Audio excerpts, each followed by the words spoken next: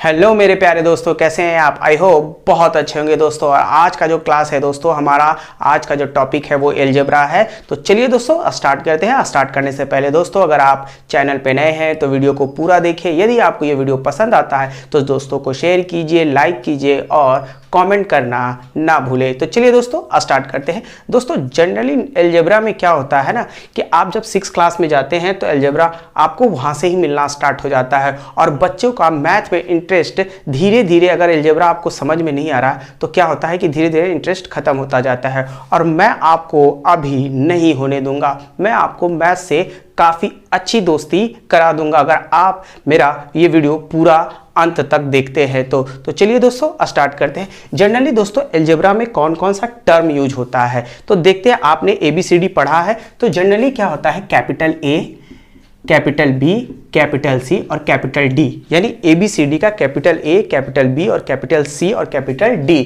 और small a, small b और small c और स्मॉल d, ये टर्म यूज किया जाता है। अगर पीछे से लिया जाए यानी x, y और कैपिटल Z, ये जो टर्म होता है दोस्तों अलजेब्रा में खासकर यूज होता है। ठीक है दोस्तों।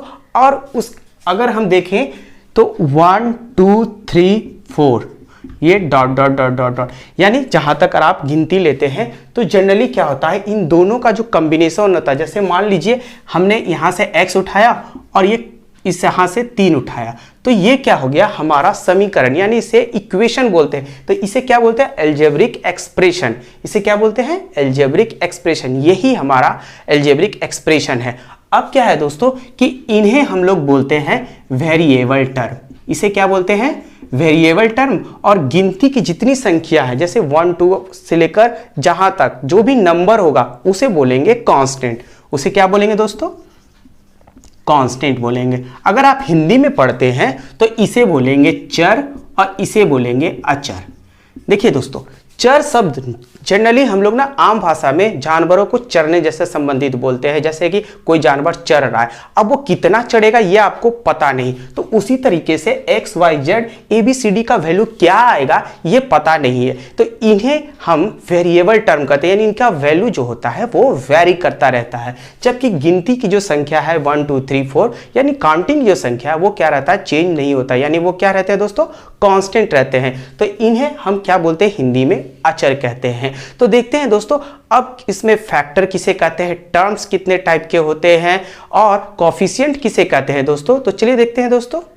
जैसा कि दोस्तों मैंने एक एग्जांपल लिया है 3xy + 2x + 4, ये क्या है, हमारा अलजेब्रिक एक्सप्रेशन है। अब इन्हीं अलजेब्रिक एक्सप्रेशन में आपको बताना है दोस्तों कि वेरिएबल कौन सा है, कांस्टेंट टर्म कौन सा है, टर्म कौन सा है, फैक्टर कैसे निकालते हैं और कोफिशिएंट कौन सा है। तो देखिए दोस्तों, अगर वेरिएबल टर्म की बात किया जाए तो ये क्या है, xy जो है हमारा क्या है, ये वेरिएबल टर्म है।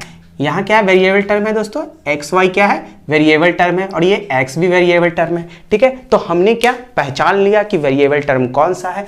अगली बारी आती है कांस्टेंट का। तो हमें पता है इस इक्वेशन में कांस्टेंट कौन सा है दोस्तों, 4 है। कांस्टेंट कौन सा है दोस्तों, 4 है, क्योंकि हम नंबर यानी गिनती की संख्या को क्या बोलते हैं, कांस्टेंट बोलते हैं। तो वो क्या हो गया, 4 हमारा यानी 4 हमारा कांस्टेंट हो गया। अगला बारी आता है दोस्तों, टर्म की बारी आती है। तो टर्म ये सारे हैं 3xy, 2x और 4, ये क्या है, इन्हीं टर्म से ये क्या बना है, एक इक्वेशन बना है दोस्तों। अगली बारी आती है दोस्तों फैक्टर की।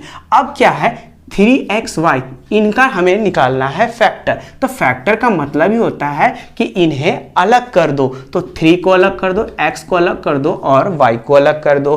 फिर अगला है 2x, इन्हें अलग कर दो, 2 और x। ठीक है दोस्तों, फैक्टर निकालना बहुत ही आसान है, सबको क्या कर देना है, अलग कर देना है।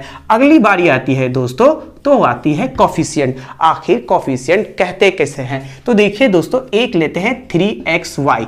अब क्या है, इनमें 3 जो है, ये जो 3 है ये क्या है, xy का कोफिशिएंट बोलेंगे। अगर आपसे कोई पूछेगा कि 3xy में 3 क्या है, तो 3 है xy का कोफिशिएंट। उसी तरीके से 2x क्या हो जाएगा, 2x भी 2x का कोफिशिएंट हो जाएगा। तो हमने देखा दोस्तों कि टर्म क्या है, वेरिएबल क्या है, कांस्टेंट क्या है और फैक्टर क्या है। तो आगे हम लोग पढ़ेंगे दोस्तों टर्म। टर्म किसे कहते हैं, टर्म कितने टाइप्स के होते हैं। तो चलिए दोस्तों पढ़ते हैं टर्म्स कितने टाइप्स के होते हैं। चलिए दोस्तों पढ़ते हैं टर्म्स कितने प्रकार के होते हैं। तो टर्म्स दोस्तों दो प्रकार के होते हैं, एक लाइक टर्म होता है और दूसरा अनलाइक टर्म होता है। अब लाइक टर्म में एग्जांपल में देखते हैं दोस्तों। तो देखिए लाइक टर्म में दोस्तों 4x 2x, यानी यहाँ x और यहाँ x सेम होना चाहिए, y नहीं होना चाहिए। अगर हम लोग लिखेंगे 3y और 2y तो ये भी y क्या होना चाहिए, सेम होना चाहिए, तभी उसे हम लोग लाइक टर्म कहते हैं दोस्तों। और याद रखिए दोस्तों लाइक टर्म में ही एडिंग होता है, यानी लाइक टर्म ये रहेंगे, इन्हीं हम जोड़ेंगे और इन्हीं में ही हम क्या करेंगे, घटाएंगे। और अब बात होती है अनलाइक की। तो देखिए दोस्तों मैंने बताया कि लाइक टर्म में जब x x है तो सेम है, y y सेम है, लेकिन अनलाइक इसका उल्टा होता है। अगर एग्जाम्पल में लीजिएंगे 2x और यहाँ हो जाएगा 2y तो ये दोनों सेम नहीं है, क्योंकि यहाँ x है और यहाँ क्या है, y है। अगर आपसे कोई पूछाएगा कि 2x plus 3x plus 4y, इसमें आपको बताना है दोस्तों कि कौन सा लाइक टर्म है और कौन अनलाइक टर्म है, तो आप बहुत आसानी से बताइएगा ये 2x और ये 3x क्या है, लाइक टर्म है, और ये 4y क्या है, अनलाइक टर्म है। क्या है, अनलाइक टर्म है। आपको एक इक्वेशन दे दिया जाएगा और उसमें पूछेगा कि लाइक टर्म कौन सा है और अनलाइक टर्म कौन सा है, तो आप बहुत आसानी से बता सकते हैं। तो चलिए दोस्तों आगे क्या देखते हैं क्या है। चलिए दोस्तों अब देखते हैं मोनोमियल किसे कहते हैं, बाइनोमियल किसे कहते हैं और ट्राइनोमियल किसे कहते हैं। तो बाइनोमियल उसे कहते हैं दोस्तों जिसमें दो टर्म हो। एग्जाम्पल के तौर पे देखा जाए तो 3x प्लस 2y ये क्या हो गया, बाइनोमियल हो गया, क्योंकि इसमें दो टर्म है। अगर बात किया जाए ट्राइनोमियल की तो 3x प्लस 2y प्लस 4, इसमें तीन टर्म है, इसे हम लोग बोलेंगे दोस्तों ट्राइनोमियल। अगर बात करें मोनोमियल की तो सिर्फ इसमें एक टर्म है दोस्तों जो 3x है। अब हम लोग पढ़ेंगे दोस्तों अलजेब्रा का एडिंग और सब्ट्रैक्शन। तो देखते हैं दोस्तों, देखिए एडिंग और सब्ट्रैक्शन में क्या होता है, एडिंग और सब्ट्रैक्शन। देखिए एडिंग और सब्ट्रैक्शन उन्हीं में होता है, मैंने बताया लाइक टर्म में ही ऐड करते हैं लाइक टर्म को, और लाइक टर्म को एक दूसरे से क्या करते हैं दोस्तों, तो सब्ट्रैक्ट करते हैं। तो चलिए देखते हैं दोस्तों।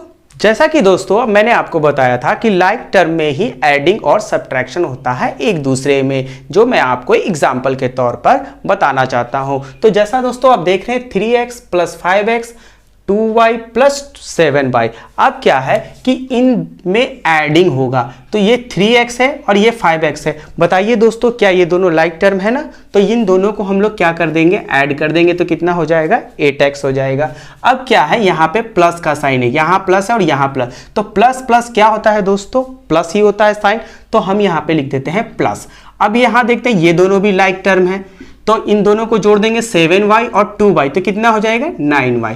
ये देखिए दोस्तों बहुत इजी है। अब इसे देखते हैं, यहाँ अगर कुछ किसी चीज का अगर साइन नहीं रहता है तो हम समझते हैं कि वो प्लस का साइन है। यहाँ कोई साइन नहीं है आगे में दोस्तों, यहाँ भी कोई साइन नहीं है, तो हम क्या समझेंगे कि प्लस का साइन है। तो देखिए 4 और 2 कितना हो जाएगा, 6 हो जाएगा, क्योंकि जब प्लस प्लस का साइन रहता है तो क्या होता है, एडिंग होता है। तो ये 6 हो गया। अब यहाँ पे देखते हैं दोस्तों, यहाँ माइनस है और यहाँ माइनस है, तो अब क्या साइन होगा, तो मैं बता रहा हूँ दोस्तों, अगर यहाँ माइनस है और यहाँ माइनस है तो ये दोनों ऐड होगा और माइनस का साइन होगा। तो 5 और 3 को जोड़ेंगे तो दोस्तों 8 हो जाएगा, और क्या किस चीज का साइन होगा दोस्तों, माइनस का साइन होगा। अगर एक एग्जाम्पल और देखते हैं दोस्तों, एक एग्जाम्पल जो अनलाइक का हो, जैसे कि 3x प्लस 2y, अगर आपको बोले कि इन्हें ऐड करो तो यह ऐड नहीं होगा। क्यों, क्योंकि ये 3x और 2y दोनों लाइक टर्म जैसा नहीं है दोस्तों, तो ये ऐड नहीं होगा।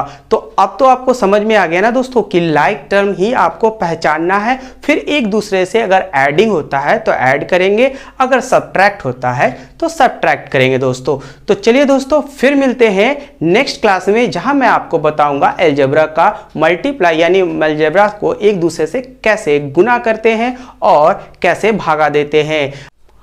अभी तक दोस्तों आपने चैनल को सब्सक्राइब नहीं किया है तो सब्सक्राइब कीजिए और दोस्तों के बीच शेयर कीजिए। चलिए दोस्तों फिर से मिलते हैं नए क्लास में, तब तक के लिए बाय बाय।